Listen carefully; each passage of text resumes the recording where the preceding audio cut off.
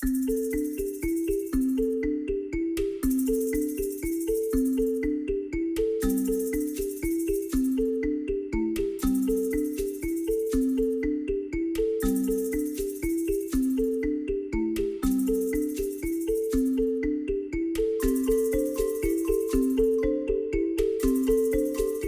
cœur du Gabon, un pays où 88% du territoire est recouvert de forêts tropicales, se dessine un projet d'envergure.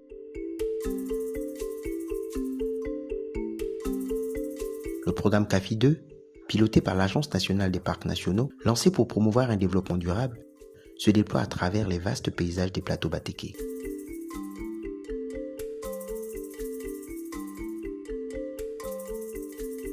Cette initiative vise à préserver non seulement les écosystèmes locaux, mais aussi à sécuriser l'avenir du pays et de la planète. Mais de quoi s'agit-il concrètement ?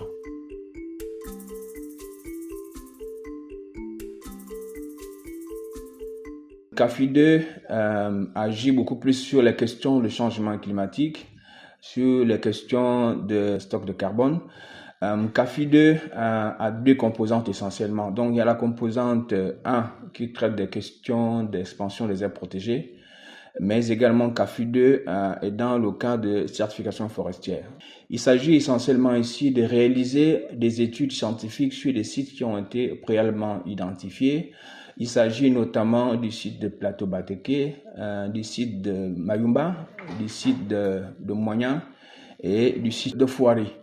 Je précise que sur chaque site, il va être réalisé des études scientifiques, notamment de la cartographie participative, tout ce qui est socio-économique, tout ce qui est IRN, donc faune et flore, mais également la prise des informations, des images satellitaires pour les hautes valeurs de conservation.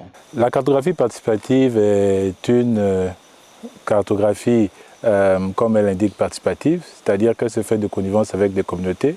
Dans le cas du programme CAFI 1, c'est une cartographie qui se fait avec l'appui des communautés villageoises.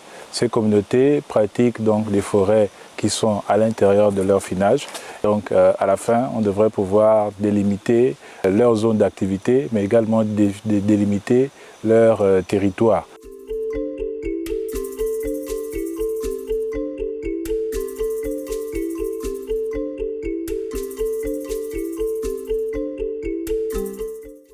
Au-delà de la beauté des paysages, le Gabon s'engage à cartographier les usages des terres pour mieux protéger ses ressources. Cette mission au cœur du programme CAFI 2 s'articule autour de la collecte des données précises pour délimiter une nouvelle aire protégée.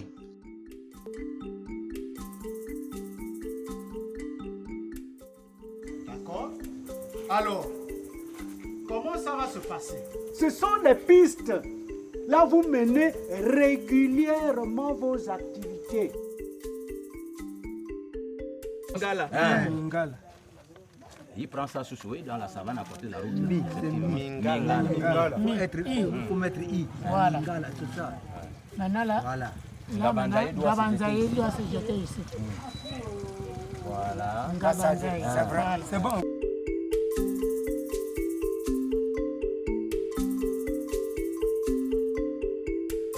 Le succès de cette mission repose sur une méthodologie rigoureuse et participative, développée en étroite collaboration avec les communautés locales.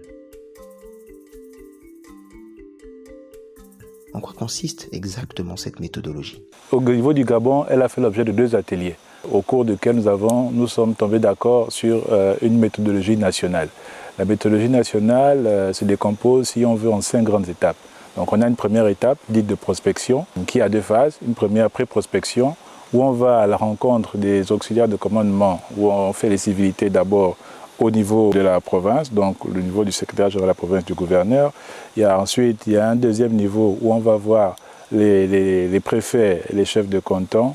Et ensuite, il y a un dernier niveau où on va voir les regroupements et les chefs de village. Donc déjà pour sensibiliser sur les tenants et aboutissements du projet, mais également donner un calendrier de passage, parce que ce n'est que la toute première phase. La sous-phase de pré-prospection donne lieu ensuite à la phase de prospection, où on retourne vers les communautés, cette fois-ci pour faire une enquête socio-économique, donc à l'aide d'un questionnaire, pour savoir un peu d'où elles reviennent, les communautés, comment se compose le village, quelles sont les principales activités, quels sont les changements auxquels elles ont observé, mais également les difficultés auxquelles elles font face d'ordre structurel ou avec les conflits, notamment hommes-faune ou des conflits avec des sociétés industrielles. La phase de prospection donne également lieu à ce qu'on appelle la carte au sol.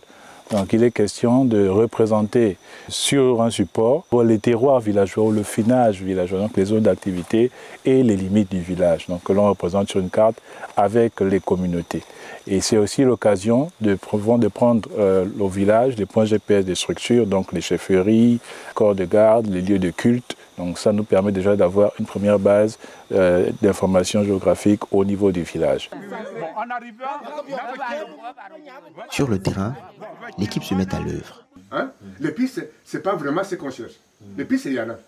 Et si vous voulez aller ici, même s'il n'y a pas la piste, quelqu'un vous amène jusque là-bas. Donc il n'y a plus de pistes existantes qui sont là, que les gens vont régulièrement. Non. Bon, maintenant, et surtout que les pachidènes ont tout fermé. Vous ne trouvez plus les pistes ouvertes pour aller à louer ou bien aller quelque part. Armé de GPS, il parcourt les pistes et trace les contours des terroirs villageois.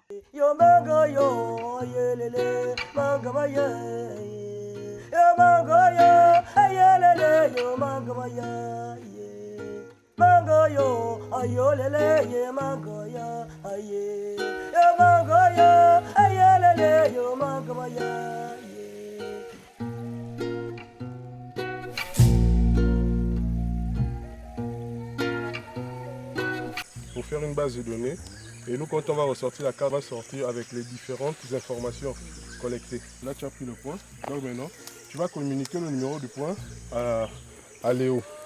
027. Voilà, ok. Donc plantation appartenant à Madame Marundou Brigitte. La précision des données et l'implication des communautés sont les garants du succès de cette étape.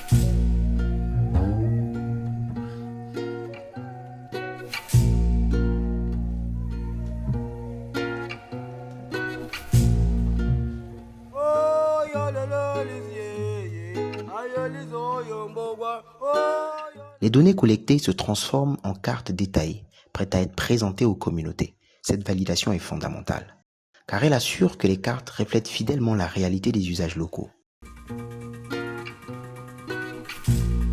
Les résultats de cette mission vont bien au-delà des cartes. Ils promettent un avenir où les zones protégées sont clairement délimitées et où les ressources naturelles sont gérées de manière durable au bénéfice des communautés locales. L'affectation de terre tient compte des familles. Et certaines familles viennent, vous les censez, on dit bon, famille, vous dites ça, ce sont nos vieux villages. Nos vieux villages, on a des vieux cimetières qui sont là, on a des zones sacrées qui sont là, et puis on visite, et puis vous les limitez, et puis ces forêts deviennent le patrimoine de cette population, et puis comme ça ils peuvent faire de l'agriculture. Alors que les cartes sont déposées dans les villages et que les sourires se dessinent sur les visages, une nouvelle étape se prépare.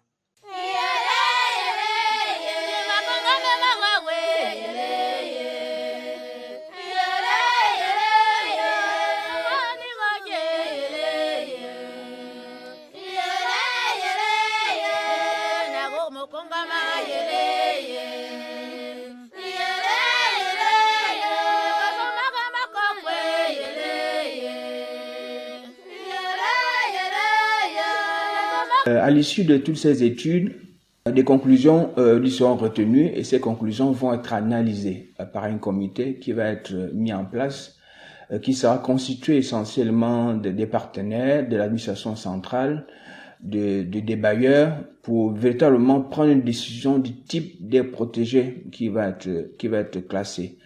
C'est essentiel de le rappeler parce que les partenaires, sinon les populations locales, interviennent, sont au cœur de l'implication, sinon de la mise en œuvre de ce projet. Alors le projet est un projet qui nous tient extrêmement à cœur et dont nous sommes très fiers, qui est le fruit d'un partenariat fructueux entre le PNUD, le CAFI et l'Agence nationale des parcs nationaux.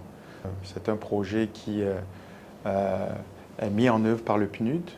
Donc à ce titre, le PNUD assure la gestion fiduciaire, la gestion administrative et opérationnelle du projet, et répond à une double exigence, donc de respect des procédures, de mise en œuvre du cadre programmatique inscrit dans les résultats que le projet veut atteindre, mais également le PNUD a la responsabilité, de par cette fonction de mise en œuvre du projet, d'appui au renforcement des capacités du partenaire national, de manière à ce qu'au terme du programme, du projet, les activités puissent être transférées à la partie nationale pour qu'ils puissent continuer la mise en œuvre. Donc cette phase qui nous intéresse de l'étude est la dernière phase des études qui vient à la suite d'un certain nombre d'études déjà socio-économiques qui ont été mises en œuvre auprès des populations des hauts plateaux batékés.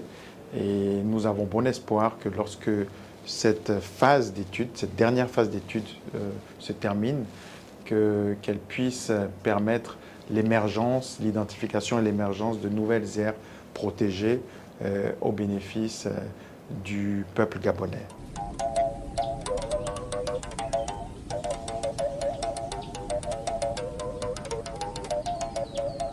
Ce projet marque le début d'une ère où la conservation participative façonne l'avenir des forêts gabonaises. Le Gabon, en s'engageant dans cette voie, ouvre la porte à un avenir durable pour ses générations futures.